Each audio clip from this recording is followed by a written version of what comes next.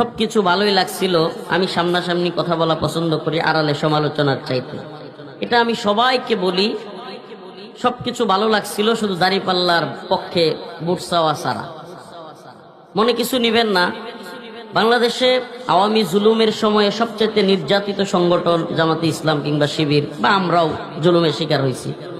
তো এই ক্ষেত্রে আমাদের একটু ব্যালেন্স করা লাগবে। সেটা কি, পলাশবাড়ি বা গাইবান্ধায় জামাতের অবস্থান ভালো, এখন আমরা যদি এখানে তাফসির কোরআন মাহফিলে দাঁড়িপাল্লার পক্ষে অবস্থান নেই, বিএনপির যেখানে অবস্থান ভালো, দেখা যাবে বিএনপিও তাফসির মাহফিলে দানের শীষের পক্ষে প্রোগ্রামে কথা বলা শুরু করবে। এটা একটা বিরাট সমস্যা শুরু হবে। আমি যেহেতু বিএনপির কোন নেতৃত্বকে সরাসরি থামাইয়া দেই, এই ক্ষেত্রে তাফসির মাহফিলগুলোতে আমাদের ব্যালেন্স করতে হবে। জামাতে ইসলামীর প্রোগ্রামে অবশ্যই প্রকাশ্যে দাঁড়িপাল্লার পক্ষে ভোট চাইবো, কথা বলবো, কিন্তু কোনোভাবেই তাফসির কোরআন মাহফিলে আমরা যেন প্রকাশ্যে দাঁড়িপাল্লা কিংবা ভোট দিয়েন পক্ষে থাকেন।